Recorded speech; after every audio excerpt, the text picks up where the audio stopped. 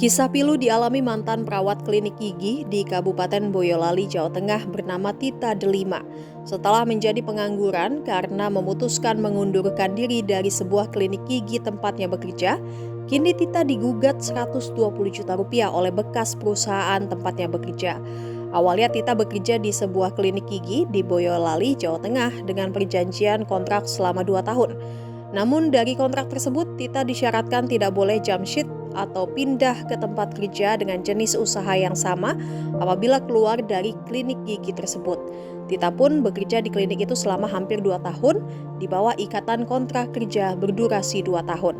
Namun sebelum masa kontraknya habis, Tita mengundurkan diri dengan alasan ingin mencari pekerjaan lain yang lebih cocok, sekaligus ingin merintis usaha kecil-kecilan di bidang kuliner, khususnya kue.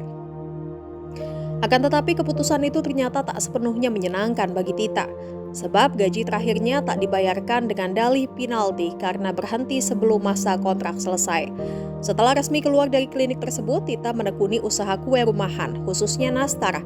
Sembari menjalani bisnisnya, Tita tetap mencoba melamar pekerjaan ke beberapa perusahaan di luar bidang klinik gigi.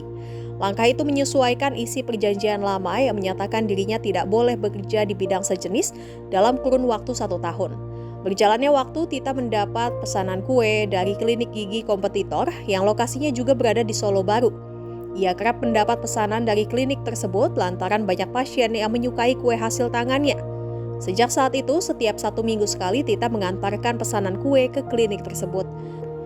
Tita mengakui klinik tersebut sempat mempertimbangkan untuk merekrutnya sebagai perawat. Namun hal itu tak pernah terjadi sebab klinik itu memahami adanya perjanjian kontrak dari tempat kerja lama Tita. Sebagai gantinya, ia hanya diperbantukan jika sewaktu-waktu dibutuhkan. Tidak ada surat kontrak, tanda tangan, atau gaji tetap dari pihak klinik tersebut. Namun masalah pun muncul oleh bekas tempatnya bekerja, hal itu dianggap sebagai pelanggaran kontrak.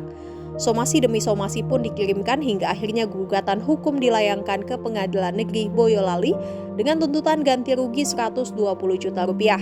Saat ini proses hukum atas perkara itu masih berjalan. Tita pun berharap agar persoalan ini bisa diselesaikan secara damai. Pihak klinik yang menjadi lokasi Tita berjualan kue juga membantah telah mempekerjakan Tita.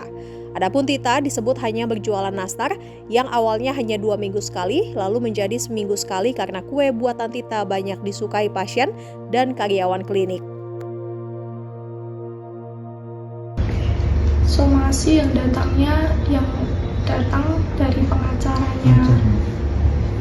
Iya, sama langsung gitu, dan saya diberitahu saya disuruh datang untuk minta maaf gitu, tapi saya tetap nggak datang karena takut. Terus akhirnya datang itu surat dari pengadilan itu. Dari pengadilan pertama kemarin juga sempat minta maaf sama perusahaan. Yang sidang pertama itu kita dari pemilik klinik saya yang lama itu tidak datang, jadi sidangnya ditunda. Kemudian dilanjutkan sidang kedua itu beliau datang. Di sana sama hakimnya itu ditanyain lagi mau gimana. Terus saya bilang kalau saya mau damai, saya mau minta maaf, tapi dari beliau tidak mau karena sudah terlanjur sakit hati.